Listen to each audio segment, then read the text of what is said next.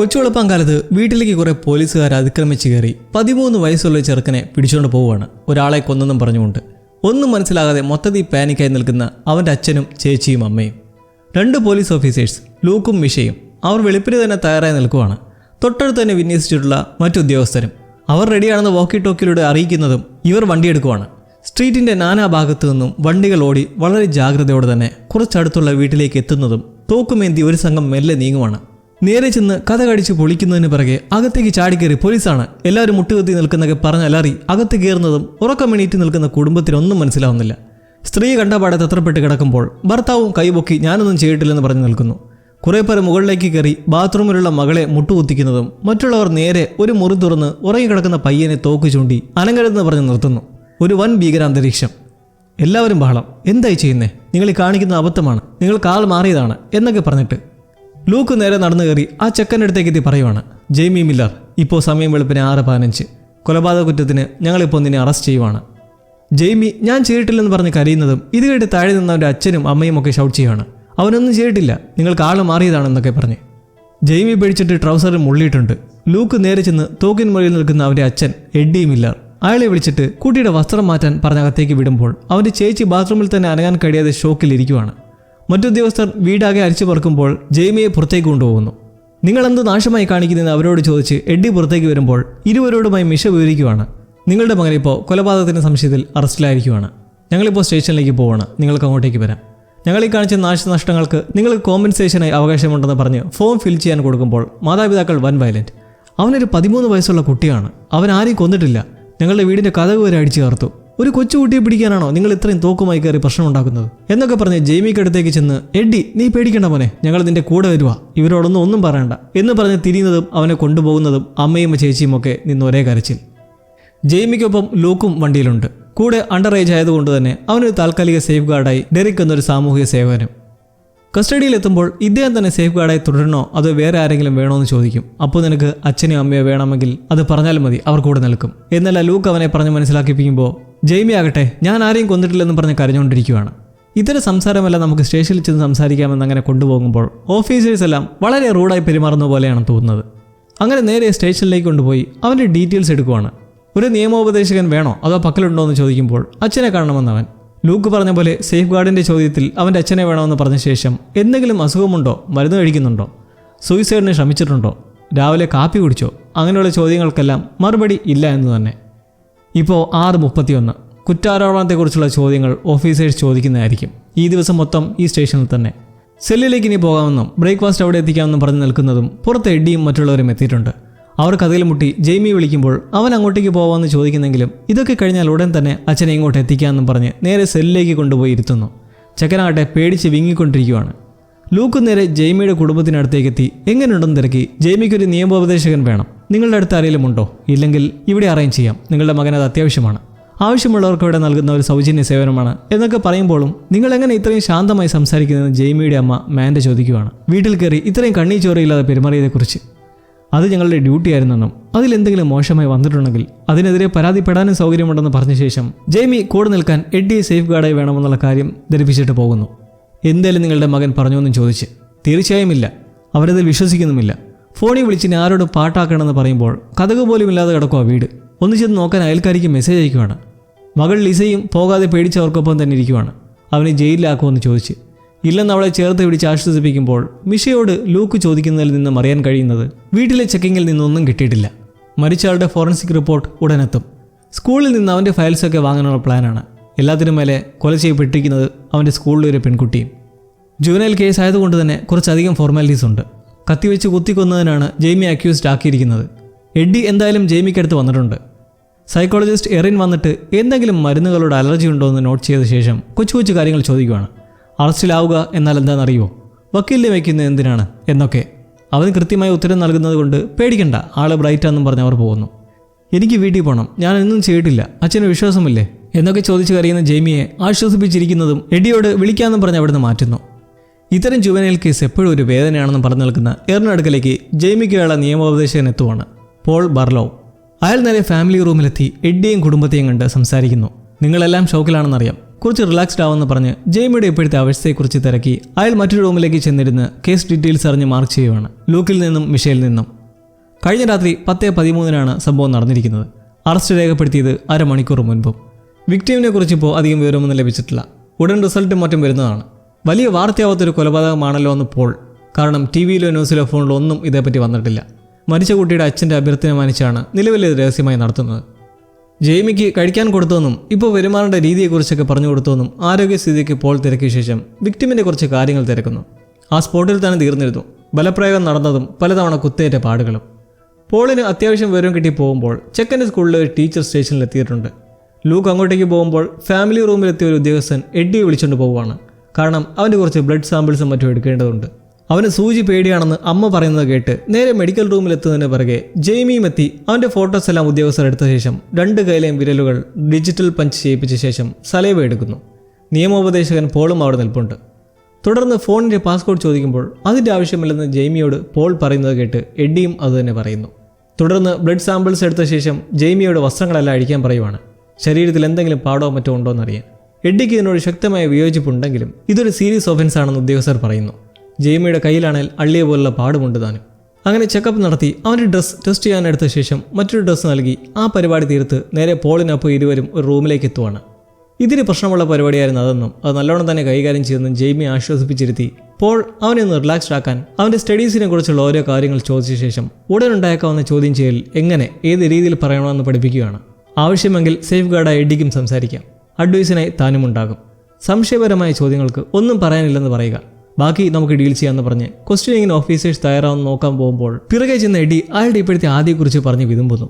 എനിക്ക് എന്ത് ചെയ്യണമെന്നറിയില്ല, ഞാൻ അവരുടെ മുമ്പിൽ എന്ത് പറയും, ഇതൊരു പോലീസ് സ്റ്റേഷനിൽ പോലും കയറിയിട്ടില്ല, അവൻ നല്ല പയ്യനാണ്, എനിക്ക് നല്ല പേടിയുണ്ടെന്നൊക്കെ പറയുമ്പോൾ നിങ്ങൾ തളരാതെ അവന് ധൈര്യം കൊടുക്കാൻ പറഞ്ഞു പോകുന്നു. എഡ്ഡി ഒരു വിശ്വാസത്തിന് ജെയ്മിയുടെ ഓക്കെ ആണോ എന്ന് ചോദിച്ചിട്ട് പറയുവാണ്, എൻ്റെ മുഖത്തേക്ക് നോക്ക്, ഈ നടക്കുന്ന ഒന്നും നീ നോക്കണ്ട, സത്യം പറ, നീ അത് ചെയ്തിട്ടുണ്ടോ? ഇല്ല. പ്രോമിസ്? പ്രോമിസ്. എഡ്ഡിക്കും ചെറിയ ധൈര്യം വന്നങ്ങനെ ചോദ്യം ചെയ്യലിന് കയറുവാണ്. ലൂക്കും മിഷയുമാണ് ചോദ്യം ചെയ്യുന്നത്. ഇവരോട് പറഞ്ഞ് ധരിപ്പിച്ച ശേഷം റെക്കോർഡിംഗ് ഓപ്പൺ ചെയ്ത് പരസ്പരം പരിചയപ്പെടുത്തി കഴിഞ്ഞ രാത്രി എന്ത് ചെയ്യുമായിരുന്നു ജെയ്മിയോട് ചോദിക്കുവാണ്. പോള് പറഞ്ഞ പോലെ അവനതിന് നോ കമൻസ് പറയുന്നു. ലൂക്ക് നേരെ സ്കൂൾ റിപ്പോർട്ട്സിലേക്ക് വരുന്നു. നല്ല സ്മാർട്ട് പയ്യനാണെന്നും എന്നാൽ കഴിഞ്ഞ ഒരു കൊല്ലമായി എന്തോ ചെറിയ മാറ്റമുണ്ടെന്ന് ടീച്ചർ പറഞ്ഞതായും അതെന്താണെന്ന് ചോദിക്കുമ്പോഴും ജെയ്മിക്ക് അത് എന്താ അങ്ങനെ പറഞ്ഞെന്നറിയില്ല. പിന്നെ അവൻ്റെ കൂട്ടുകാരിലേക്ക് വരുന്നു. പേര് പറയുന്നില്ല, കാരണം അവരെ ഇതിലേക്ക് വലിച്ചടിക്കാൻ ആഗ്രഹിക്കുന്നില്ല. തുടർന്ന് ജെയ്മിയുടെ ഇൻസ്റ്റാഗ്രാം അക്കൗണ്ടിൽ കുറേ മോഡൽസിൻ്റെ ഫോട്ടോസും കൂട്ടുകാരുടെ ഫോട്ടോസും ഒക്കെ കാട്ടി സംസാരിക്കുന്നതിലും അവൻ മിണ്ടാതിരിക്കുന്നത് കണ്ട് ഇവരെ കണ്ടുപിടിക്കാൻ ഞങ്ങൾക്ക് വലിയ ബുദ്ധിമുട്ടുണ്ടാവില്ലെന്ന് മോൻ അറിയാലോ എന്ന് പറയുന്നതും അവൻ അവൻ്റെ സുഹൃത്തുക്കളെക്കുറിച്ചും അവരുമായി കറങ്ങാൻ പോകുന്നതിനെക്കുറിച്ചുമൊക്കെ പറയുന്നു. മോഡൽസിൻ്റെ ഫോട്ടോസ് അവൻ ഇഷ്ടപ്പെട്ടതുകൊണ്ട് പോസ്റ്റ് ചെയ്തതും.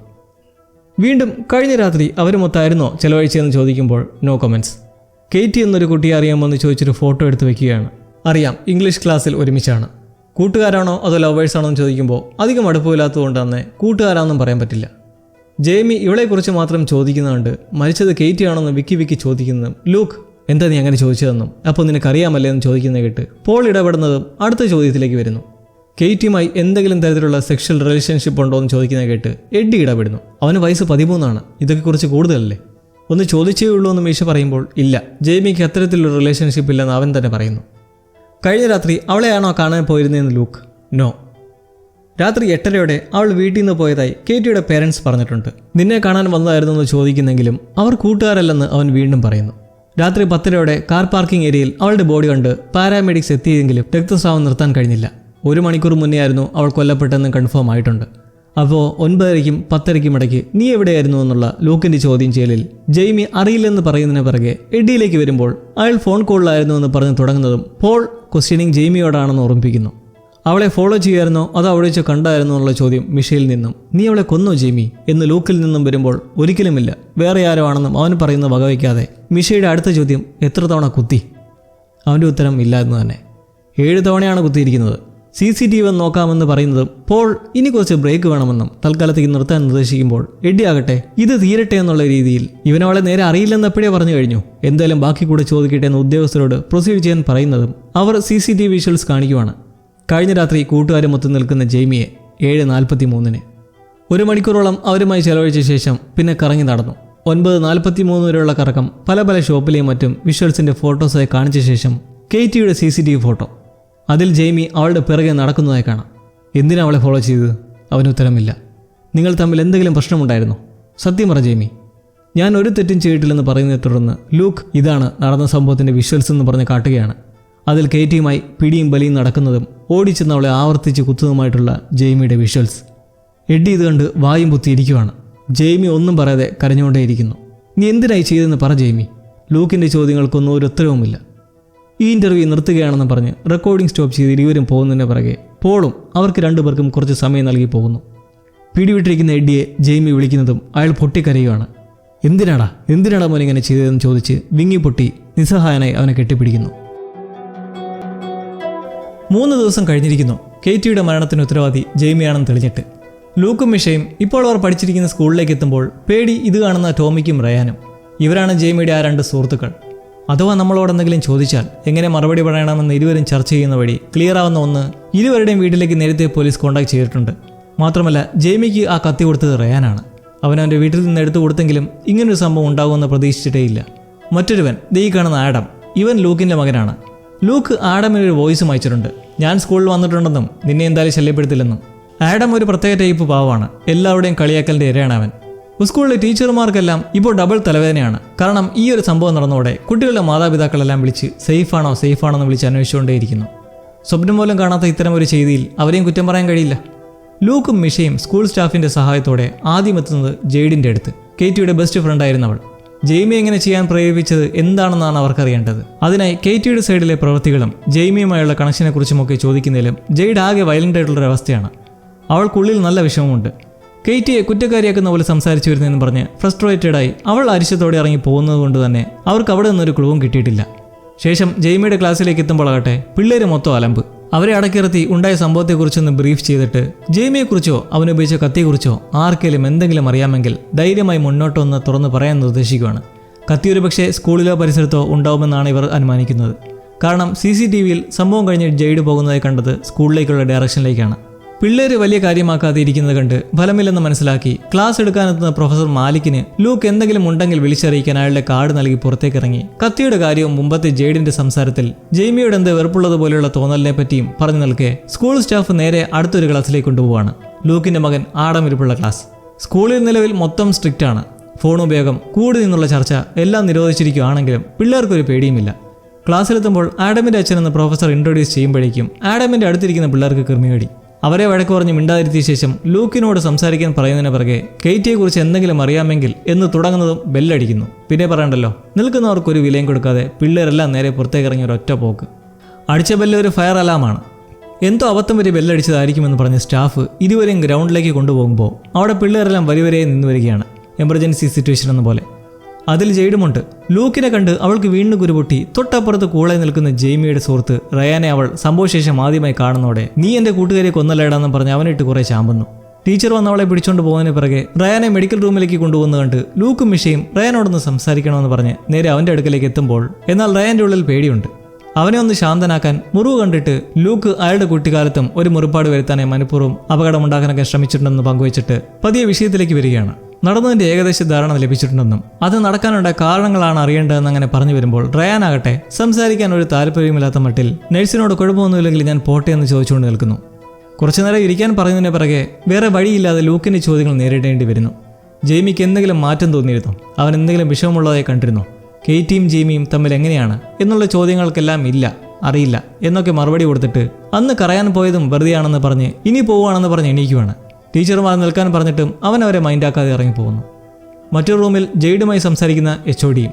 ജെയ്ഡിൻ്റെ അമ്മയെ ഇപ്പം നടന്ന് വിളിച്ചറിയിച്ചതിൽ അവൾക്ക് നല്ല എതിർപ്പുണ്ട്. കാരണം അമ്മ അവളെ മനസ്സിലാക്കിയിട്ടില്ല. എപ്പോഴും കുറ്റം പറച്ചിൽ.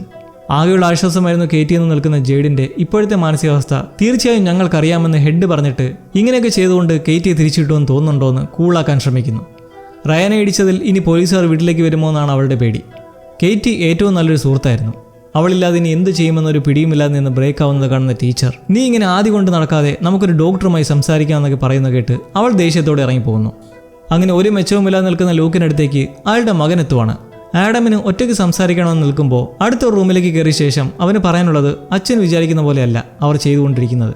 പറഞ്ഞു വരുന്നത് ഇൻസ്റ്റയിലെ കേറ്റിയുടെ മെസ്സേജിനെ കുറിച്ച്. ലൂക്ക് കരുതിയിരിക്കുന്നത് ജെയ്മിയും കേറ്റിയും തമ്മിൽ ചില അടുപ്പങ്ങൾ ഉള്ളതായിട്ടാണ്. എന്നാൽ അങ്ങനെയല്ല.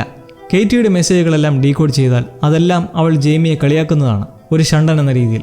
80% സ്ത്രീകളും അട്രാക്ട് ചെയ്യുന്നത് പുരുഷന്മാരിലെ 20% മാത്രമാണ്. തങ്ങളിൽ ലേഡീസ് അട്രാക്റ്റഡ് അല്ല എന്ന ധാരണയിൽ സ്ത്രീ വിരുദ്ധതയും വിദ്വേഷവും താല്പര്യവും ഇല്ലായ്മയും കൊണ്ടു നടക്കുന്ന ഇപ്പോഴത്തെ ഓൺലൈൻ കൾച്ചർ, ഒരു കമ്മ്യൂണിറ്റി, ഇൻസൽ, സ്വയമേ ബ്രഹ്മചാരി എന്ന പോലെ. ഡീകോഡിംഗ് എന്നതുകൊണ്ട് ഉദ്ദേശിക്കുന്നത് ഉദാഹരണത്തിന് ഇമോജീസ്. റെഡ് ഹേർട്സ് ലവിനാകുമ്പോൾ പർപ്പിൾ കാമം, യെല്ലോ ഇൻട്രസ്റ്റഡ് എന്നർത്ഥം, pink interested but not in intercourse. Jamie ഇൻസലാണെന്ന് പറഞ്ഞുള്ള കളിയാക്കലാണ് കേറ്റി നടത്തിയെന്ന് ആഡം വെളിപ്പെടുത്തുമ്പോൾ, എന്നാൽ ഈ 13 വയസ്സ് മാത്രമുള്ളവർ ഇങ്ങനെയൊക്കെ ചിന്തിക്കുന്നതിൽ അത്ഭുതവും. കാരണം ഒന്ന് നോക്കിയാൽ ഈ പ്രായത്തിൽ ആരാണിങ്ങനെ സ്ത്രീ വിരുദ്ധതയും ബ്രഹ്മചര്യത്തെ പറ്റിയൊക്കെ ചിന്തിക്കുക? എന്നാൽ സത്യം അതാണ്. ഇങ്ങനെ കുട്ടികൾ ഫോളോ ചെയ്യുന്ന ഒരു വലിയ ഓൺലൈൻ കമ്മ്യൂണിറ്റി തന്നെയുണ്ട്. ഇൻസൽ, മാനോസ്പിയർ എന്നീ വാക്കുകൾ എനിക്ക് പുതിയതായതുകൊണ്ട് തന്നെ നെറ്റിൽ സെർച്ച് ചെയ്തപ്പോൾ എനിക്കും അറിയാൻ കഴിഞ്ഞത് എപ്പോഴാണ് ഇങ്ങനെ കുറേ ആൾക്കാരും കൾച്ചറും ഉണ്ടെന്നുള്ളത്. അങ്ങനെ ആഡമിൻ്റെ ചില വെളിപ്പെടുത്തലിലൂടെ ലൂക്കിന് നേർവഴി ലഭിക്കുമ്പോൾ തൻ്റെ മകനിൽ ഇതെന്തെങ്കിലും അഫക്റ്റ് ചെയ്തിട്ടുണ്ടോ എന്നാണ് അയാൾക്കറിയേണ്ടത്. ഇല്ല, ഇൻസ്റ്റയിലുണ്ടെങ്കിലും ഇത്തരത്തിലൊന്നും അവൻ പോസ്റ്റ് ചെയ്യാറില്ല. അങ്ങനെ ഇൻസ്റ്റാഗ്രാം ധാരണ തെറ്റായിരുന്നുവെന്നും കേറ്റി ജെയ്മിയെ ഇൻസലാണെന്നുള്ള രീതിയിൽ ബുള്ളിങ് ആയിരുന്നുവെന്നും ലൂക്ക് വന്ന് മിഷയോട് പറയുമ്പോൾ അതെന്താണെന്ന് സ്റ്റാഫ് ഷണ്ടന്മാരെന്ന പോലെ ഒന്നാണെന്നും ഇന്റർനെറ്റിലെ ആൻഡ്രൂ ടേറ്റ് വേണ്ടാധീനങ്ങളൊക്കെയാണെന്നും മിഷ അവരെ പറഞ്ഞ് മനസ്സിലാക്കിയ ശേഷം അവരോട് കോപ്പറേറ്റ് ചെയ്തതിന് നന്ദി പറഞ്ഞിറങ്ങുമ്പോൾ ഇവർക്കും നമുക്കും പറയാനുള്ളത് ഒരേ കാര്യമാണ്. എന്തൊരു സ്കൂളാണത്, എന്തൊരു പിള്ളേര്! ഗുരുത്വവും ബഹുമാനവും ഒന്നുമില്ലാത്ത തോന്നുംപടി അഹങ്കാരത്തോടെ നടക്കുന്ന കുറേ നാശം പിടിച്ച പിള്ളേര്. പണ്ടത്തെ സ്കൂളേ അല്ല ഇതൊന്നും. തൊണ്ടി മുതൽ എവിടെയൊന്നും പിടിയും കിട്ടിയിട്ടില്ല. റയാൻ, അവനെന്തോ ഒളിക്കുന്നുണ്ടെന്നും ഒന്നുപോയി അവനെ കണ്ടിട്ട് വരാമെന്നും ക്ലാസ്സിൽ പോയി റയാനെ വിളിക്കുമ്പോൾ അവൻ പൊടുന്നനെ ജനലിലൂടെ ചാടി പുറത്തു കിടന്ന് ഓടറാ ഓട്ടം. പിറകെ ആഞ്ഞോടി ലൂക്കും ഒരു വിധത്തിൽ പിടിച്ചു നിർത്തി ഇൻസൽ സ്റ്റഫിനെക്കുറിച്ചും കത്തി ജെയ്മിക്ക് കിട്ടിയതെക്കുറിച്ചും എന്തേലും അറിയുമോ എന്ന് ചോദിക്കുന്നതും അവനില്ല, ടോമിയോട് ചോദിക്കുന്നതൊക്കെ പറഞ്ഞ് നിൽക്കുന്നതും ലൂക്ക് അവനെ 2 വിരട്ടോടെ സമ്മതിക്കുന്നു. കത്തി അവൻ്റെ വീട്ടിൽ നിന്നാണ് എടുത്തു കൊടുത്തത്. അവിടെ നിന്ന് പേടിപ്പിക്കാനാണെന്നാണ് കരുതിയത്. ആ കത്തി ഇപ്പോൾ എവിടെ ഉണ്ടെന്ന് അവൻ അറിയത്തില്ലെന്ന് നിൽക്കുന്നതിന് പിറകെ മിഷയുടെ കോൾ വഴി പോലീസ് എത്തി അവനെ പിടിച്ചുകൊണ്ട് പോവുകയാണ്. അവന് കുറേ കാര്യങ്ങൾ അറിയാമെന്ന് ഉറപ്പാണ്. കാലങ്ങൾക്ക് ശേഷം നല്ലൊരു ഓട്ടോ ഓടിയ ലൂക്ക് സംഘത്തെ പറഞ്ഞുവിട്ട ശേഷം പതിയെ നടന്ന് കാറിലേക്ക് വന്നിരുന്ന് ശ്വാസം നേരെയാക്കുന്നതിന് പിറകെ ആഡമിനെ കണ്ട് അവനെ വിളിച്ച് എനിക്കിപ്പോൾ ഫ്രീ ടൈം ആണെന്നും നമുക്കൊരുമിച്ചൊന്ന് കറങ്ങിയിട്ട് വരാമെന്നും പറഞ്ഞു കൂട്ടുന്നു. ലൂക്കിനോട് ആഡം വലുതായി സംസാരിക്കാറില്ല. അവനെപ്പോഴും ഒരു ഷൈനസം. ഇപ്പോഴത്തെ കുട്ടികളുടെ മനസ്സിൽ ഒരു ഗുഡ് പേരൻറ്റിംഗ് ഇല്ലെങ്കിൽ അവർ ഏതൊക്കെ വഴിയിലൂടെ സഞ്ചരിക്കുമെന്ന് ബോധ്യപ്പെട്ട് ലൂക്ക് അവനെ വിളിച്ചുകൊണ്ട് പോകുമ്പോൾ അതിൽ നമുക്ക് കണക്ട് ചെയ്യാവുന്ന റെലവൻസി ഉണ്ട് റിയൽ ലൈഫിൽ. 13 വയസ്സുകാരൻ്റെ കൊലപാതകം. ജെയ്മി അവൻ്റെ സഹപാഠിയായ കെയ്റ്റിയെ ദാരുണമായി കൊലപ്പെടുത്തിയിട്ട് ഇപ്പോൾ 7 മാസം കഴിയുന്നു. അവൻ ജയിലിലുമല്ല വീട്ടിലുമല്ല, മറിച്ച് കുട്ടികൾക്ക് വേണ്ടിയുള്ള ഒരു മെൻ്റൽ ഹെൽത്ത് സെൻ്ററിൽ. ജെയ്മി കുറ്റക്കാരനാണെന്ന് കോടതിയിൽ തെളിഞ്ഞിട്ടുണ്ട്. ഇത് ബ്രിയോണി, ഒരു സൈക്കോളജിസ്റ്റാണ്. വിധി നടപ്പാക്കുന്നതിന് മുന്നോടിയായി അവനെയും അവൻ്റെ മേൽ ചുമത്തിയിട്ടുള്ള കുറ്റത്തിൻ്റെ അണ്ടർസ്റ്റാൻഡിങ്ങും മനസ്സിലാക്കി ശിക്ഷയിൽ എന്തെങ്കിലും ഇളവുകൾ ലഭിക്കാനായി ഒരു മൂല്യനിർണ്ണയ റിപ്പോർട്ടിനാണ് അവർ എത്തിയിട്ടുള്ളത്. അതും ജെയ്മിയുടെ കുടുംബം ഏർപ്പെടുത്തിയിട്ടുള്ളത്. ഇത് അവരുടെ 5ാമത്തെ വിസിറ്റും. വേഗത്തിലൊരു റിപ്പോർട്ട് തയ്യാറാക്കുക എന്നതിലുപരി ശരിയായൊരു നിർണ്ണയം നടത്തുക എന്ന നിലപാടാണ് ബ്രിയോണിക്ക്. മുമ്പത്തെ വിസിറ്റിന് ശേഷം ജെയ്മി അവിടെ മറ്റൊരു ചെറുക്കനുമായി ചെറിയ തല്ലുണ്ടാക്കിയ സാഹചര്യമൊക്കെ കണ്ട് അവന് വേണ്ടി ഒരു ഹോട്ട് ചോക്ലേറ്റും സാൻഡ്വിച്ചുമായി അവരുടെ മുറിയിലേക്ക് അവർ കയറുവാണ്. സുരക്ഷാ ഉദ്യോഗസ്ഥർ എല്ലായിടത്തുമുണ്ട്. ജെയ്മിക്ക് ഇപ്പോൾ ഉള്ള പ്രസന്നതയെല്ലാം കാണുമ്പോഴേ മനസ്സിലാക്കാം അവൻ ബ്രിയോണിയുമായി അടുത്തിട്ടുണ്ട്. കുറേ ബുക്കുകളും കമ്പ്യൂട്ടറുകളും ഒക്കെ അവന് സുഖവാസം തന്നെ. മുമ്പത്തേക്കാളും നീ ഇപ്പോൾ തെളിഞ്ഞിട്ടുണ്ടെന്ന് പറയുന്ന കേട്ട് എൻ്റെ അമ്മൂമ്മയുടെ അതേ സംസാരമാണ് അതെന്ന് ജെയ്മി ബ്രിയോണയോട് പറഞ്ഞങ്ങനെ അവരുടെ ടോപ്പിക് കാഷ്വലായി മുത്തശ്ശിയുടെയും മുത്തശ്ശൻ്റെയും അച്ഛൻ്റെയും ജീവിതശൈലിയിലേക്ക് വരുമ്പോൾ അവൻ ഇൻട്രസ്റ്റിംഗ് ആയി ഓരോന്ന് പറഞ്ഞു തുടങ്ങുന്നതിലും പതിയെ ഇനി ഇതൊരു ട്രിക്കാണോ എന്ന് അവൻ്റെ ഡൗട്ട്. കാരണം മുമ്പൊക്കെ ഇവർ വന്നിട്ട് ഓരോ ചോദ്യങ്ങൾ മുൻപിന്നില്ലാതെ ചോദിക്കുന്ന പതിവായിരുന്നു.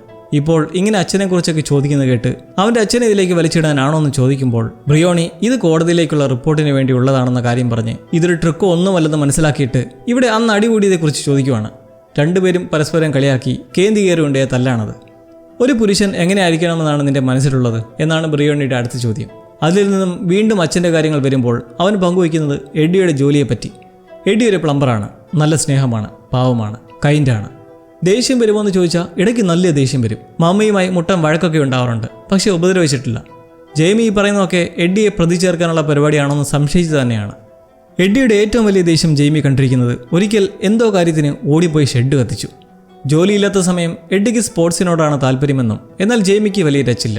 അതുകൊണ്ട് തന്നെ പിള്ളേരുമായി കളിക്കുമ്പോൾ നല്ലോണം പെർഫോം ചെയ്യാൻ പറ്റാതെ വരുമ്പോൾ അച്ഛനെ നോക്കുന്നേരം അദ്ദേഹം എന്നെ നോക്കാതെ നിൽക്കും. ആണുങ്ങളെപ്പോലെ ജീവിക്കിടാന്നുള്ള പോലെ ഒരു സമീപനമാണ് എഡ്ഡിക്ക് ചെറുക്കനോടുള്ളത്. തൻ്റെ അച്ഛനെ ബ്രിയോണി കണ്ടിരുന്നോ എന്ന് ചോദിക്കുമ്പോൾ അവർ കണ്ടിരുന്നു, അച്ഛന് നല്ല വിഷമമുണ്ട് നിലവിൽ ഇങ്ങനത്തെയുള്ള അവസ്ഥയിൽ. ജെയ്മി എന്നെ ഇവിടെ നിർത്തണ്ടെന്നും ഒന്നുകിൽ ജയിലിൽ അല്ലെങ്കിൽ വീട്ടിലേക്ക് വിടെന്നും പറഞ്ഞ് ദേഷ്യം പൂണ്ട് അവൻ എണീച്ച് നിന്ന് വയലൻ്റ് ആവുന്നതും സെക്യൂരിറ്റി എത്തുന്നതോടെ ബ്രിയോണി ഒരു ചായ കുടിച്ചിട്ട് വരാമെന്ന് പറഞ്ഞ് ബ്രേക്ക് എടുത്ത് പോകുന്നു. അവർക്ക് വളരെ ടെൻഷനായിട്ടുണ്ട് ജെയ്മിയുടെ ഈ പെരുമാറ്റത്തിലൊക്കെ. ഒന്ന് റിലാക്സ്ഡ് ആയിട്ട് പുറത്തെ ക്യാമറയിൽ അവൻ്റെ ഇപ്പോഴത്തെ സിറ്റുവേഷൻ നോക്കുമ്പോൾ കാണിച്ച പ്രവൃത്തിയിൽ അവനൊരു ചമ്മലുണ്ട്. ബ്രിയോണി വീണ്ടും അങ്ങോട്ടേക്ക് എത്തി കുറച്ച് ആധികാരികമെന്ന പോലെ ഇരുന്ന ശേഷം ജെയ്മിയോട്, ഞാൻ പോലീസോ നിന്നെ ട്രിക്ക് ചെയ്യാൻ വന്നോ ഒന്നുമല്ല, നിന്റെ ഈ സാഹചര്യത്തിലെ അണ്ടർസ്റ്റാൻഡിങ്ങിനെ കുറിച്ച് മനസ്സിലാക്കാനാണ് ഞാൻ എത്തിയിട്ടുള്ളതെന്ന് പറഞ്ഞ് വീണ്ടും പതിയെ ഇരുവരും തണുക്കുമ്പോൾ സ്ത്രീകൾ എങ്ങനെ കാണുന്നു എന്നാണ് ജെയ്മിയോടുള്ള അടുത്ത ചോദ്യം. തീർച്ചയായും സ്വവർഗാനുരാഗി അല്ലെന്ന് പറയുന്നതിന് പിറകെ ഒരു ഡേറ്റിംഗിൽ നമ്മൾ എന്തൊക്കെ ചെയ്യുമെന്ന് ചോദിക്കുമ്പോൾ ഇതുപോലുള്ള ചോദ്യങ്ങൾ എന്നോട് ചോദിക്കാൻ കൊള്ളാമോ എന്ന് ജെയ്മിയും. നിങ്ങളുടെ പേഴ്സണൽ സോഷ്യൽ ഹെൽത്ത് സ്റ്റഡീസിലൊക്കെ ഇതേപ്പറ്റി പറയാറില്ല എന്ന് ചോദിക്കുന്നതിനെ തുടർന്നവൻ മടിച്ചാണെങ്കിലും അവൻ്റെ ഒരു വ്യൂ പ്രകടിപ്പിക്കുകയാണ്. ജെയ്മിക്ക് ഗേൾഫ്രണ്ട് ഇല്ലെന്നറിയാം, ഉണ്ടെങ്കിൽ അവളെ സിനിമയ്ക്ക് കൊണ്ടുപോകും, അത് കഴിഞ്ഞ് കിസ് ചെയ്യും, ഗ്രാബ് ചെയ്യുമെന്നൊക്കെ പറഞ്ഞിട്ട് അവനൊരു കളവ് പറയുന്നു. അങ്ങനെ ചെയ്തിട്ടുണ്ടെന്നും 2 കുട്ടികളെ മേൽവസ്ത്രമില്ലാതെ കണ്ടിട്ടുണ്ടെന്നും. എന്നിട്ട് അവൻ തന്നെ കുറച്ചു നേരം ഇരുന്നിട്ട് അത് കള്ളമാണെന്ന് പറയുവാണ്. കണ്ടിട്ടുണ്ട്, പക്ഷേ ഫോണിലാണ്, സ്കൂളിൽ പഠിക്കുന്ന 2 പേരുടേത്. ക്ലാസ്സിൽ ഒരുവനായ ഫിഡ്ജറ്റിന് അയച്ചു കൊടുത്തതാണ്. അവൻ സ്നേഹം നടിച്ച് ഫോട്ടോ തരപ്പെടുത്തിയിട്ട് അത് കൂട്ടുകാർക്ക് അയച്ചു കൊടുത്തു. അത് സ്പ്രെഡ് ആവുകയും ചെയ്തു. ആ 2 പെണ്ണുങ്ങളിലൊന്ന് കെയ്റ്റി ആണെന്നുള്ള ചോദ്യം കേട്ടവൻ ആശ്ചര്യം. അതെങ്ങനെ അറിയാമെന്ന്. ബ്രിയോണി അത് ഊഹിച്ചെടുത്തപ്പോൾ ജെയ്മിയുടെ മനസ്സിലിരിപ്പ് എന്താണെന്ന് വെച്ചാൽ ഫിഡ്ജറ്റ് ചെയ്തത് തെമ്മാടിത്തരമാണ്.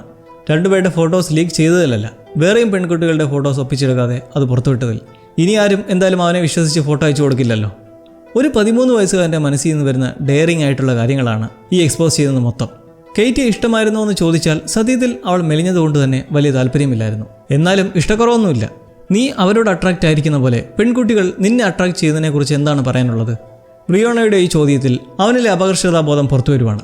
എനിക്ക് സൗന്ദര്യമില്ല, അതുകൊണ്ട് തന്നെ ആരും ഇഷ്ടപ്പെടില്ലെന്ന വാക്കുകൾ കേട്ട് അങ്ങനെ തോന്നാൻ കാരണം എന്താണെന്ന് ബ്രിയോണിയും. നിങ്ങളെന്താ ഞാൻ കാണാൻ മോശമല്ലെന്നും അത്യാവശ്യം സുന്ദരനാണെന്നും പറയാത്തതെന്ന് അവനും. കാരണം പൊതുവെ അങ്ങനാണല്ലോ. ബ്രിയോണിക്ക് അവനോട് ആശ്വാസ വാക്കുകൾ പറയുന്നതിലുപരി അവൻ്റെ മനസ്സിലുള്ളതാണ് അറിയേണ്ടത്. ജെയ്മി വീണ്ടും അഗ്രസീവായി ചാടി എണീച്ചൊടുവിൽ സെക്യൂരിറ്റി നോക്കുന്നത് കണ്ട് തലങ്ങും വിലങ്ങും നടന്ന് വീണ്ടും വന്നിരുന്നിട്ട് ചെറിയ കുറ്റബോധമൊക്കെ വന്നിട്ട് നിങ്ങൾ പോവാണോ എന്ന് ചോദിക്കുന്നു. ബ്രിയോണിയുടെ കാര്യം നോക്കിയാൽ അവർക്ക് പിള്ളേരെ കൈകാര്യം ചെയ്യാനുള്ള ക്ഷമ അത്യാവശ്യം നല്ലപോലുണ്ട്.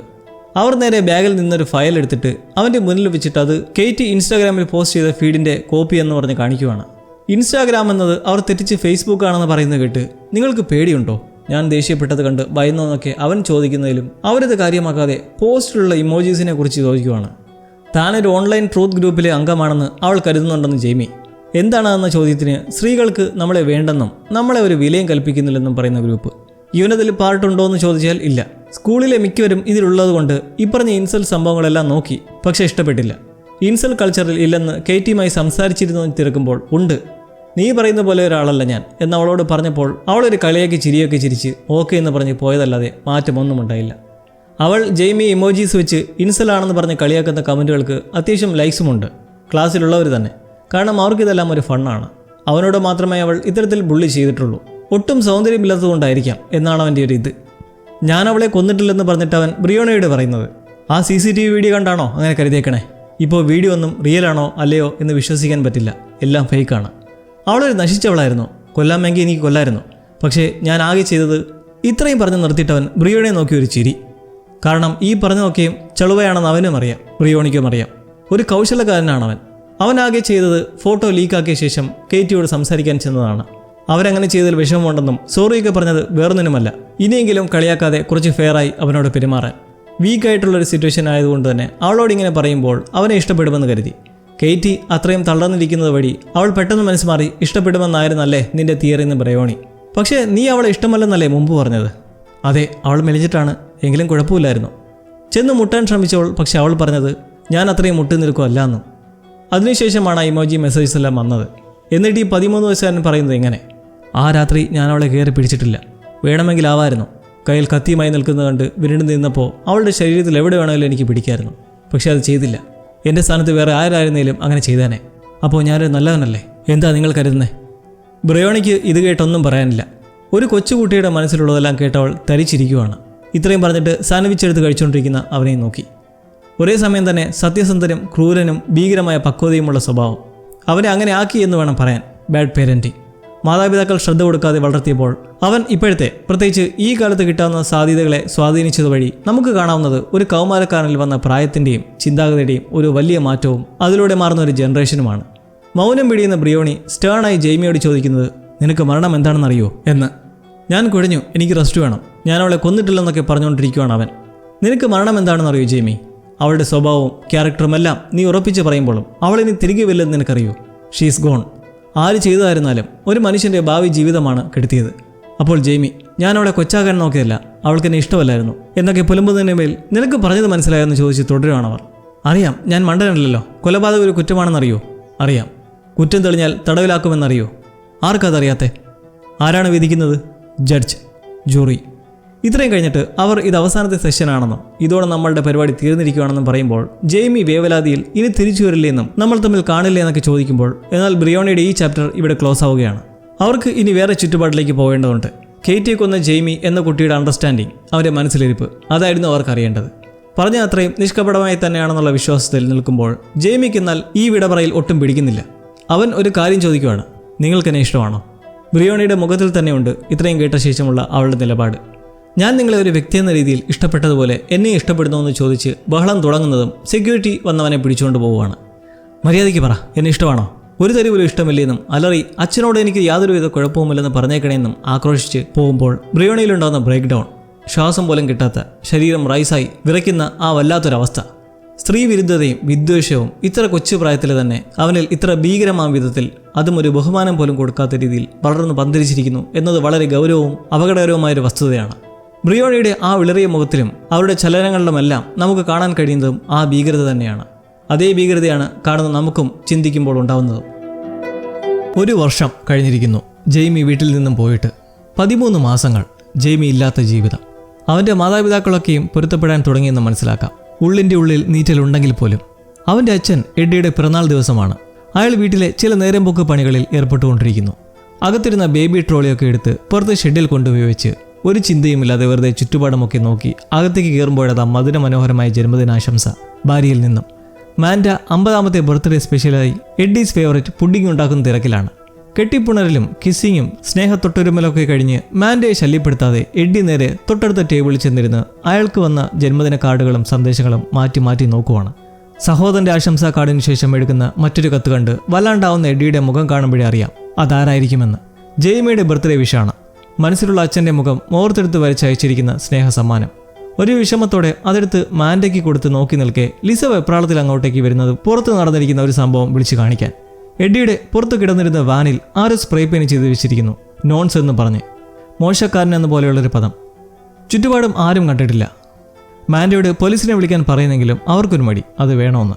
വീട്ടിൽ എന്തെങ്കിലും ഇതുപോലുണ്ടായാൽ വിളിച്ചറിയിക്കണമെന്ന് മുന്നേ പോലീസ് എഡ്ഡിക്ക് നിർദ്ദേശം നൽകിയതുകൊണ്ട് തന്നെ ധൈര്യമായി വിളിക്കാൻ പറഞ്ഞു വിടുമ്പോൾ ചൂടായി നിൽക്കുന്ന മകൾ ലിസ അച്ഛനെ പുണരുവാണ്. കാരണം ഇതെല്ലാം വേദനയ്ക്കുമേൽ ഒരു കുത്തു വെച്ചു കൊടുക്കുന്ന പോലത്തെ സംഭവങ്ങളാണ്.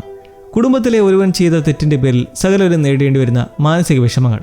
കുറച്ച് സോപ്പും വെള്ളവും ഒഴിച്ച് കഴുകാമെന്ന് എഡ്ഡി ഉള്ളിലേക്ക് കയറി പോകവേ മാൻഡ പോലീസിനെ വിളിച്ച് ഇക്കാര്യം അറിയിച്ചിട്ട് സ്ഥലത്തേക്ക് വരണമെന്നുള്ള ചോദ്യത്തിന് വേണ്ട, ഇക്കാര്യത്തിൽ വെറുതെ ബുദ്ധിമുട്ടിക്കുന്നില്ല, ഫോട്ടോ മെയിൽ ചെയ്യാമെന്ന് പറഞ്ഞിട്ട് ലിസയോട് വാനിൻ്റെ 3 ചിത്രങ്ങളെടുത്ത് മെയിൽ ചെയ്യാൻ ഏൽപ്പിച്ചിട്ട് മാൻഡ എഡ്ഡിക്കടുത്തേക്ക് എത്തുന്നത് എനിക്കിനിയും വയ്യ, മടുത്തു എന്നും പറഞ്ഞുകൊണ്ട്. നമുക്കിവിടുന്ന് അമ്മയുടെ വീട്ടിലേക്ക് മാറിപ്പോകാമെന്നുള്ള മാൻഡയുടെ സംസാരം ഇതിനു മുമ്പും ഉണ്ടായതാണ്. ഇപ്പോൾ നല്ല ദിവസമായിട്ട് വീണ്ടും ഇതേക്കുറിച്ച് തുടങ്ങേണ്ടെന്ന് എഡ്ഡി ദേഷ്യത്തോടെ തന്നെ, അതും ഭാര്യയുള്ള സ്നേഹം നിലനിർത്തിക്കൊണ്ട് തന്നെ പറയുന്നത് അങ്ങനെ ചെയ്താൽ നമ്മുടെ ജീവിതം വീണ്ടും വഷളാവത്തേ ഉള്ളൂ എന്നാണ്. 4 ആഴ്ചയ്ക്കുള്ളിൽ ജെയ്മിയുടെ വിധി വരും. പിന്നെ ചുറ്റുള്ളവരെല്ലാം നമ്മളെ ഒരുമാതിരി നോക്കുന്നത് കാണാൻ മാൻഡയ്ക്ക് വയ്യ. ദൂരെയുള്ള അമ്മയുടെ വീട്ടിലേക്ക് പോയാൽ അവിടെ ഒരു ജോലി തരപ്പെടുത്തി തരികയും ചെയ്യും. എഡ്ഡിക്കോ ഇത് തീർത്തും ഇഷ്ടപ്പെടാത്തൊരു കാര്യം. ജോലി കിട്ടാൻ എനിക്ക് എന്തിനാണ് നിൻ്റെ അമ്മ? എന്നെ ആശ്രയിച്ച് ജീവിക്കുന്ന കുറച്ച് പണിക്കാരിവിടെ ഉണ്ട്. അവരെ വിട്ടു വരുന്നതിൻ്റെ അല്ല, മകളുടെ കാര്യം. അവളുടെ പഠിത്തവും ബാധിക്ക് വെച്ച് നിർത്തി ഇവിടുന്ന് മാറിപ്പോയി അവളുടെ മനസ്സും കേടാക്കി ലിസയുടെയും കൂടി ജീവിതം നശിപ്പിക്കണമെന്ന് ചോദിച്ചിട്ട് ഒരു പ്രശ്നവുമില്ല. നമ്മൾ എന്തെങ്കിലും തെറ്റ് ചെയ്തിട്ടുണ്ടോ? ഒരു കുറ്റവും നമ്മൾ ചെയ്തിട്ടില്ല എന്ന് പറഞ്ഞ് വിറയലോടെ സോപ്പ് വെള്ളവും എടുത്ത് പുറത്തേക്ക് പോകുന്നു. തൊട്ടിപ്പുറത്തിരുന്ന് ഇതെല്ലാം കേട്ടിരുന്ന ലിസയെ കണ്ട്, മോളെ നീ ഇതൊന്നും ശ്രദ്ധിക്കണ്ട, ഇതിപ്പോൾ ശരിയാക്കാമെന്നും പറഞ്ഞ് പുറത്തേക്ക് പോകുന്നു. ലിസയ്ക്കും ഇതെല്ലാം കേട്ട് മനോവിഷമം. മുറിയിലേക്ക് പോയിരിക്കുന്ന അവളെ മാൻഡ ചെന്നിരുന്ന് ഓരോന്നും പറഞ്ഞ് തെളിക്കാൻ ശ്രമിക്കുമ്പോൾ താഴെ നിന്ന് എഡ്ഡി തേച്ച് കഴിയുന്നെങ്കിലും പെയിൻ്റല്ലേ, അത് പറ്റിപ്പിടിച്ച് തന്നെ ഇരിക്കുവാണ്. അതിനിടയ്ക്ക് അയൽക്കാരൻ്റെ കുത്തുവാക്ക് വേറെ. അവനെയും പ്രാഗി നിൽക്കുമ്പോൾ ഇതിനിടയ്ക്ക് 2 പിള്ളേർ എങ്ങനെയുണ്ടത് എഡ്ഡിയെന്നും ചോദിച്ച് സൈക്കിളിൽ പോകുന്നത് കണ്ട് നിക്കടാ നീയാണോ ഇത് ചെയ്തതെന്നും പറഞ്ഞ് ചെല്ലുന്നതിലും അവന്മാർ സൈക്കിൾ വെച്ച് പിടിച്ച് പായുന്നു. പെയിന്റിന്റെ കാര്യത്തിൽ രക്ഷയില്ലെന്ന് കണ്ട് എഡ്ഡി തിരികെ അകത്തേക്കെത്തി മാൻഡയെ അറിയിക്കുമ്പോൾ ബ്ലീച്ചിങ് പൗഡറൊക്കെ എടുക്കട്ടെ എന്ന് നിൽക്കുന്ന അവരോട് നമുക്ക് ഉടനെ സൂപ്പർ മാർക്കറ്റിലേക്ക് പോകണമെന്ന് പറയുന്നു. കുറച്ച് കഴിഞ്ഞ് പോവാമെന്നും ബ്രേക്ക്ഫാസ്റ്റ് പോലും കഴിച്ചിട്ടില്ല എന്നൊക്കെ എതിർക്കുന്നതിലും അതൊക്കെ പിന്നെ പുറത്ത് വാനിങ്ങനെ കിടക്കുന്നത് ഒട്ടും പിടിക്കുന്നില്ല. നമുക്കിപ്പോൾ തന്നെ മാട്ടിലേക്ക് പോകാമെന്നും കോട്ട് എടുത്തിടാനും പറഞ്ഞിട്ട് ലീസയോടും വരാൻ പറയുവാണ്. ഞാൻ വീട്ടിലിരുന്നാൽ പോരെയെന്ന് അവളും. നമ്മളുള്ള സമയത്ത് പുറത്താരോ ഈ തെമ്മാടിത്തരം കാണിച്ചു, നിന്നെ ഇവിടെ ഒറ്റയ്ക്കാക്കിയിട്ട് എങ്ങനെ സമാധാനത്തോടെ പോയിട്ട് വരുമെന്നും പറഞ്ഞ് നമുക്ക് ഈ നല്ല ദിവസം വെറുതെ ഡാർക്ക് ആക്കണ്ട, തിരിച്ചു പിടിക്കാമെന്നും പറഞ്ഞ് ഇറങ്ങി. മാൻഡിയോട് കഥ നല്ലോണം പൂട്ടാനും പറഞ്ഞ് അയൽക്കാരിയോട് വീടിന്ന് നോക്കണമെന്നും പറഞ്ഞവർ വാനിലിരുന്ന് നേരെ കടയിലേക്ക്. സിറ്റുവേഷൻ കൂളാക്കാൻ എഡ്ഡി ലിസയോട് നല്ല ഇടിപ്പുള്ള പാട്ടെന്തെങ്കിലുമൊക്കെ ഇടാൻ പറഞ്ഞ ശേഷം കറങ്ങാൻ പോകാമെന്ന് പറയുന്നു. കടയിൽ പോയി തിരിച്ചെത്തിയിട്ട് നമ്മൾ ഒരു ഫാമിലി ഔട്ടിങ്ങിന് പോകാൻ പോവാണ്. എന്തൊക്കെയായാലും കാപ്പി പിടിച്ചിട്ട് പോയാൽ മതി എന്നങ്ങനെ മാൻഡയും തണുത്ത് ചെറിയ തെളിച്ചമൊക്കെ വന്ന് ബ്രേക്ക്ഫാസ്റ്റ് കഴിച്ചിട്ട് ഒന്ന് കറങ്ങി ഫോട്ടോസൊക്കെ എടുക്കാമെന്നും ചൈനീസ് റെസ്റ്റോറൻറ്റിൽ ഡിന്നറും കഴിക്കാമെന്നൊക്കെ അങ്ങനെ പറഞ്ഞ് സൂപ്പർ മാർക്കറ്റിലെത്തി വാൻ പാർക്ക് ചെയ്ത് എഡ്ഡി അവരോട് പോയി എന്തെങ്കിലും ഇഷ്ടമുള്ളത് നോക്കാൻ പറഞ്ഞിട്ട് സൂപ്പർവൈസറിൻ്റെ അടുത്ത് വന്ന് പെയിന്റ് പോകാനുള്ള മാർഗം ചോദിക്കുന്നു. അയാൾ സെയിൽസിലെ ഒരു ചെറുക്കനെ വിളിച്ച് ഏൽപ്പിക്കുമ്പോൾ അവൻ സോപ്പ് വെള്ളം ഉപയോഗിച്ചൊക്കെ നോക്കിയൊന്ന് ചോദിച്ചിട്ട് തിന്നറും മൈക്രോ ഫൈബർ ടവലും ഒന്ന് വെച്ച് ട്രൈ ചെയ്ത് നോക്ക്, ഉറപ്പില്ല എന്ന് പറഞ്ഞ് കാണിക്കാൻ കൊണ്ടുപോകുമ്പോൾ പിന്നെ എന്ത് വഴിയെന്ന് എഡ്ഡിയും. മൊത്തത്തിൽ മാറ്റേണ്ടി വരുമെന്നത് ഇപ്പോൾ ചെയ്യാൻ പറ്റില്ല, പൈസയില്ല. അതുകൊണ്ട് തന്നെ ഏതെങ്കിലും ഒരു നീല പെയിന്റ് തരാൻ പറഞ്ഞ് ഡെസ്പായി നിൽക്കുമ്പോൾ ആ ചെക്കന് പെട്ടെന്ന് റിയലൈസേഷൻ, ഇത് നിങ്ങളല്ലേ, ഞാൻ കണ്ടിട്ടുണ്ട് ഫേസ്ബുക്കിലൊക്കെ എന്ന് തുടങ്ങി. നിങ്ങളുടെ മകന്റെ സൈഡാണ് ഞാനെന്നും അവൻ കുറ്റം ചെയ്തിട്ടെന്ന് ഉറപ്പല്ലേ, അതുകൊണ്ട് തന്നെ ക്രൗഡ് ഫണ്ടിങ് നടത്തിയാൽ നല്ലൊരു വക്കീലിനെ വെച്ച് വാദിക്കാമെന്നൊക്കെയുള്ള ഉപദേശം കേട്ട് എഡ്ഡി വീണ്ടും അസ്വസ്ഥനായി പെയിന്റ് തരാൻ പറഞ്ഞ് മേടിച്ച് തിരികെ മൈൻഡ് ബ്ലാങ്കായി കൗണ്ടറിലേക്ക് ക്യാഷ് മടച്ച് മകളും മാൻഡിയും പറയുന്ന ഒന്നും ശ്രദ്ധിക്കാതെ നടന്ന് പുറത്തേക്ക് ഇറങ്ങുമ്പോൾ കുറച്ചപ്പുറത്തേക്ക് നോക്കി, ഇതവന്മാരില്ലേ നായ്ക്കൾ നമ്മളെ തന്നെ ഫോളോ ചെയ്യുവാണെന്ന് പറഞ്ഞ് ഉടൻ തന്നെ പെയിന്റ് വെച്ചിട്ട് ഓടിച്ചില്ലുന്നത് 2 സൈക്കിൾ നിൽക്കുന്ന പിള്ളേരുടെ അടുക്കലേക്ക്. അവന്മാർ വെപ്രാളത്തിൽ എക്സ്കേപ്പ് ആവാൻ നോക്കുന്നതിലും ഒരുത്തനെ എഡ്ഡിയുടെ കയ്യിൽ കിട്ടി അവനെ വിരട്ടി നീ ചിരിക്കേണ്ടെന്നും മണ്ടയടിച്ച് പൊട്ടിക്കുമെന്നെല്ലാം ഭീഷണിപ്പെടുത്തി വിടുന്നു. ചെക്കൻ ചെറിഞ്ഞുകൊണ്ടുപോകുമ്പോൾ എഡ്ഡി കലിപ്പിൽ തിരിച്ചു കിടക്കുന്നു. മുമ്പ് കണ്ടവന്മാർ തന്നെയാണത്. മാൻഡിയും ലിസിയും ആകെ പേടിച്ച് നിൽക്കുന്നിടത്തേക്കെത്തി എഡ്ഡി കാണിക്കുന്നത് പെയിന്റ് പട്ട അവിടെ വെച്ച് തന്നെ പൊട്ടിച്ച് ആ വരച്ചെടുത്തേക്ക് ഒഴിക്കുന്നു. എന്നിട്ട് മാൻഡിയുടെ കയ്യിൽ നിന്ന് ചെടിച്ചട്ടി മേടിച്ച് സ്നേഹവാക്കുകൾ കൊണ്ട് തന്നെ വണ്ടിയിൽ കയറാൻ പറഞ്ഞ് കയറുന്നതും സെക്യൂരിറ്റി വന്ന് വൃത്തിയാക്കിയിട്ട് പോകാൻ ആവശ്യപ്പെടുകയാണ്. ഇല്ലെങ്കിൽ എന്ത് ചെയ്യും, ഞാൻ പൈസ കൊടുത്ത് മേടിച്ചതാണെന്നൊക്കെ പറഞ്ഞ് തിരികെ വണ്ടിയും എടുത്ത് പുറത്തേക്ക്. ഇതിനിടയിൽ മാൻഡെ നമുക്ക് വീട്ടിൽ പോകാം, അവിടെ ക്യാമറ ഉണ്ട് മനുഷ്യ എന്നെല്ലാം വണ്ടിക്കതിരുന്ന് പറയുന്നുണ്ട്. അങ്ങനെ തിരിച്ചു പോകുമ്പോൾ എല്ലാവർക്കും മൗനം. എഡ്ഡിക്കും ചെറിയ ബ്രേക്ക് ഡൗൺ. അയാൾ കണ്ണൊക്കെ തുടച്ചങ്ങനെ പോകവേ ഒരു ഫോൺ കോൾ. ട്രെയിനിങ് സെൻറ്ററിൽ നിന്നാണ്, ഒരു സബ് ജയിലിലെ ജെയ്മിയുടെ ഫോൺ കോളാണ്. കാർ സ്പീക്കറിൽ അത് അറ്റൻഡ് ചെയ്ത് സംസാരിക്കുമ്പോൾ അവൻ ബർത്ത്ഡേ വിഷ് ചെയ്യാൻ വിളിച്ചതാണ്. ഞാൻ അയച്ച കത്ത് കിട്ടിയോന്നൊക്കെയുള്ള ക്യൂരിയോസിറ്റി കേട്ട് എഡ്ഡി സാധാരണ പോലെ തന്നെ മറുപടി കൊടുക്കാൻ ശ്രമിക്കുവാണ്. അത് നീ വരച്ചതാണോ, എങ്ങനെയുണ്ട് കാര്യങ്ങളെന്നൊക്കെ തിരക്കി.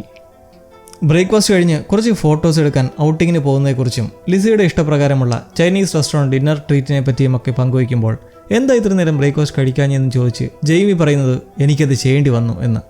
എന്തുപറ്റി? പിൻവലിച്ചു പ്രതിവാദത്തിനുള്ള അപേക്ഷ. എന്തായാലും കുറ്റക്കാരനാണ്, ശിക്ഷ വിധിക്കട്ടെ എന്നുള്ള തീരുമാനം. അങ്ങനെ ചെയ്തതിൽ ജെയ്മി ക്ഷമ ചോദിക്കുന്നതായിട്ട് എഡ്ഡിക്കൊരു ഉത്തരവുമില്ല. എന്താ ഒന്നും മിണ്ടാത്തതെന്ന് ചോദിക്കവേ മാൻഡ് സംസാരിക്കുന്നു. എങ്ങനെയുണ്ടോന്നും ചോദിച്ച് പിറകെ ലിസയും. അവൻ അച്ഛൻ മാത്രമാണ് കേൾക്കുന്നതാണെന്ന് വിചാരിച്ചത്. ആഹാരത്തെക്കുറിച്ചും സമയം ചെലവഴിക്കുന്നതിനെക്കുറിച്ചുമെല്ലാം ഇരുവരും തിരക്കുന്നതിന് മറുപടി നൽകിയ ശേഷം വേറെയും ആൾക്കാർ ഫോണിന് വേണ്ടി നിൽക്കുകയാണെന്നും പറഞ്ഞ് അച്ഛനോട് പറയുന്ന വാക്കുകൾ സോറി എന്നും ഹാപ്പി ബർത്ത്ഡേ എന്നും. എഡ്ഡി വിഷയന് നന്ദി പറയും മുമ്പേ ഫോണും കട്ട്. വീടെത്തി പതിയെ പെയിന്റ് തൊടാതെ ഇറങ്ങാൻ പറഞ്ഞിട്ടായാൽ ചെടിച്ചട്ടിയും എടുത്ത് ഒരനക്കവുമില്ലാതെ വീട് തുറന്ന് അകത്തേക്ക് കയറുന്നു. കണ്ണീരൊഴുക്കിക്കൊണ്ട് ലിസയും വികാരമില്ലാതെ മാൻഡിയും. ജെയ്മി ഇനി എന്തായാലും അധികം വൈകാതെ ജയിലിലേക്ക് എന്ന് ഉറപ്പിച്ചു കഴിഞ്ഞു. അവൻ ഓക്കെ ആയിരിക്കുമോ എന്നുവെന്ന ലീസയെ ആശ്വസിപ്പിച്ച് അവൾ അകത്തേക്ക് കയറി പോകുമ്പോൾ പിറകെ വീട്ടിലേക്ക് കയറുന്ന മാൻഡ ഒന്ന് പൊട്ടിക്കരഞ്ഞിട്ട് ഉടൻ തന്നെ പിടിച്ചു നിർത്തുവാണ്. മനസ്സ് നൊന്ത് പൊട്ടുന്നുണ്ട്, പക്ഷെ മറ്റുള്ളവർ തളരുമോ എന്ന് വിചാരിച്ച് പുറത്തു കാണിക്കാത്ത സിറ്റുവേഷൻ. മുകളിലേക്ക് വരുമ്പോൾ എഡ്ഡിയുടെയും കാര്യം അങ്ങനെ തന്നെയാണ്. അയാൾ നിന്ന് കരയുവാണ്. പക്ഷേ മാൻഡയെ കണ്ട് ജനാല ശരിയില്ലെന്നും പറഞ്ഞു നിൽക്കുന്നു. വിഷയം മാറ്റി സംസാരിക്കാൻ ശ്രമിക്കുന്ന 2 പേർ ഒരു കുഴപ്പവുമില്ലെന്ന് പ്രിറ്റൻഡ് ചെയ്ത് നമുക്കിനി ഔട്ടിങ്ങിന് പോകേണ്ടെന്ന് നിൽക്കുവാണ് മാൻഡ. കുഴപ്പമില്ല, ഞാൻ ഡ്രസ്സ് മാറ്റി, നമുക്ക് പോകാമെന്ന് നിൽക്കുന്ന എഡ്ഡിയുടെ അടുത്ത് വന്നിരുന്നിട്ട് ജെയ്മിയെ പറ്റി പറയുവാണ്. അവൻ കഴിഞ്ഞ ആഴ്ച വിളിച്ചപ്പോൾ വലിയ കുഴപ്പമൊന്നുമില്ലായിരുന്നു, ഒരുപക്ഷെ സ്വന്തമായൊരു തീരുമാനമെടുത്തു എന്നതൊരാശ്വാസമാണ്. അങ്ങനെ ഓരോന്ന് പറഞ്ഞു തുടങ്ങുമ്പോൾ വീണ്ടും തുടങ്ങേണ്ടെന്ന് എഡ്ഡിയും. മാൻഡയ്ക്ക് ഈ വാക്ക് കേട്ട് മടുത്തു. അന്ന് ആ ടേപ്പ് ഞാൻ കണ്ടിട്ടില്ല, നിങ്ങളാണ് കണ്ടതെന്ന് പറയുമ്പോൾ ആര് കണ്ടിരുന്നാലും ഒരു മാറ്റവും സംഭവിക്കാൻ പോടില്ലെന്ന് അയാളും. മാൻഡ പറയുന്നത് ഇത് നിങ്ങളല്ല കുട്ടികളെ വിരട്ടുന്നത്, വണ്ടി കുളമാക്കുന്നത്, ഇതൊന്നും അറിയാൻ നല്ല ദേഷ്യമുണ്ടെന്ന്. പക്ഷേ അവൻ കുറ്റക്കാരനെന്ന് സ്വയം മനസ്സിലാക്കുന്നത് നല്ലതിനാണെന്ന് വിശ്വസിക്കൂ. നിങ്ങൾ നീതിമാനാണെങ്കിൽ അങ്ങനെ തന്നെ കരുതൂ. എഡ്ഡി ആ ക്ലിപ്പിനെ കുറിച്ച് പറയുവാണ്. കണ്ടത് കണ്ടു, പക്ഷേ ആ കാഴ്ച കണ്ടു കഴിഞ്ഞപ്പോൾ അവൻ നിന്നെ വിളിച്ചാൽ മതിയായിരുന്നെന്ന് തോന്നിപ്പോയി. ഒരുപക്ഷെ എന്നെക്കാളും നല്ലോണം കൈകാര്യം ചെയ്യാനുള്ള മനസ്സുണ്ടായനെ. കണ്ടത് വിശ്വസിക്കാൻ പറ്റണില്ല. നമുക്കിതിനെ അതിജീവിക്കാൻ ശ്രമിക്കണമെന്ന് പറയുന്ന മാൻഡ ഓർമ്മിക്കുന്നത് അവൻ വീട്ടിലുണ്ടായിരുന്നപ്പോഴുള്ള സാഹചര്യത്തെക്കുറിച്ച്. ഒരിക്കലും മുറിവിട്ട് പുറത്തിറങ്ങിയിട്ടില്ല. വീട്ടിൽ വരും, കഥ അടയ്ക്കും, നേരെ കമ്പ്യൂട്ടറിൻ്റെ മുന്നിലേക്ക്. രാത്രി 1 മണിക്കും വെട്ടമാണ്. ചെന്ന് നാളെ സ്കൂളിൽ പോകേണ്ടതാണെന്ന് പുറത്ത് നിന്ന് പറയുമ്പോൾ ലൈറ്റ് അണയും. പക്ഷെ ഒന്നും മിണ്ടില്ല. അതിന് നമുക്കൊന്നും ചെയ്യാൻ പറ്റില്ല. ഇപ്പോഴത്തെ എല്ലാ കുട്ടികളും അങ്ങനെ തന്നെ. നമുക്കറിയില്ല അവരെന്താ മുറിക്കുള്ളിൽ കാണുന്നതെന്ന്. പോണോ മറ്റെന്തെങ്കിലുമൊക്കെ ആയിരിക്കാം. ഫോൺ എടുത്തപ്പോൾ തന്നെ വന്ന ആ വീഡിയോ നോക്ക്. സ്ത്രീകളോട് എങ്ങനെ പെരുമാറണമെന്നും ആണുങ്ങൾ എങ്ങനെയായിരിക്കണമെന്നുള്ള സംസാരം. വെറുതെ ഒരു ആപ്ലിക്കേഷൻ തന്നപ്പോൾ കയറി വന്ന പരസ്യമാണ്. ഒരിക്കലും പിറകെ നടന്ന് എന്ത് ചെയ്യുമെന്ന് എപ്പോഴും നോക്കാൻ പറ്റില്ല. എഡ്ഡിയുടെ പോലത്തെ ദേഷ്യമാണ് ജെയ്മിക്ക് ഉള്ളത്. അതിന് കാരണക്കാരൻ എഡ്ഡിയാണെന്ന് ഒരിക്കലും വിശ്വസിക്കുന്നില്ല. പക്ഷേ അവനെ ഇതിൽ നിന്നെല്ലാം തടുക്കാൻ വേണ്ടി എന്തെങ്കിലും ശ്രമിക്കണമായിരുന്നു. എന്തെങ്കിലും പക്ഷേ അങ്ങനെ ചിന്തിക്കാൻ പാടില്ല.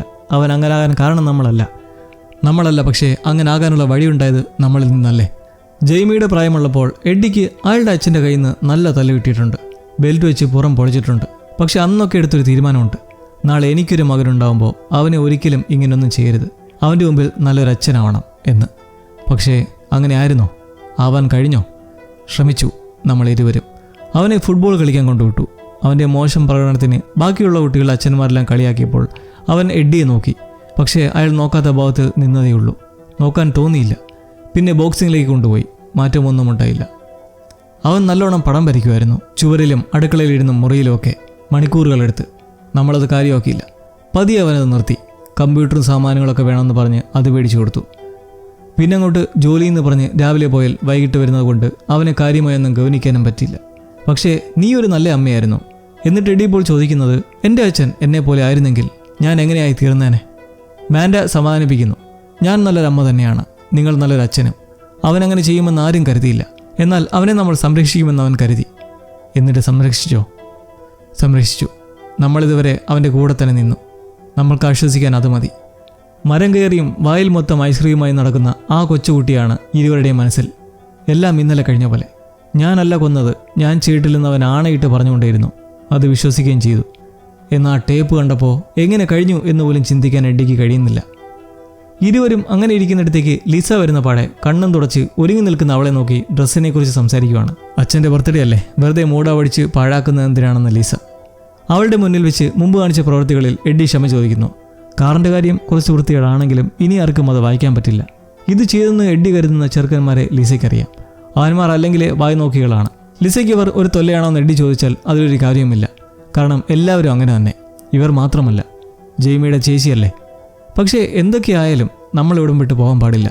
വേറൊരിടത്ത് പോയി ജീവിക്കാൻ ശ്രമിച്ച് ആരെങ്കിലും ഇതിൻ്റെ ഒരു തരി കണ്ടെത്തിയാൽ പിന്നെ ആ തരി മതി ഒരു ലോഡ് തലവേദനയ്ക്ക്.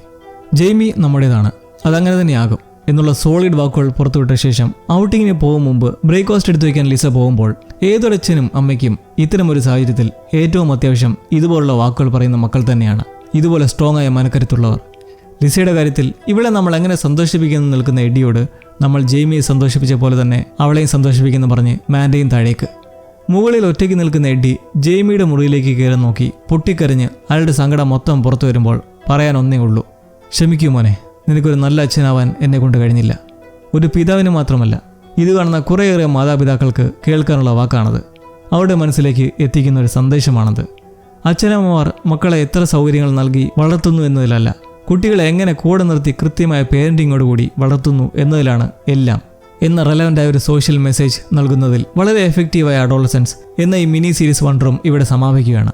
അപ്പോൾ മറ്റൊരു പുത്തൻ അനുഭവമായി നമുക്ക് വീണ്ടും കാത്തിരുന്ന് കാണാം.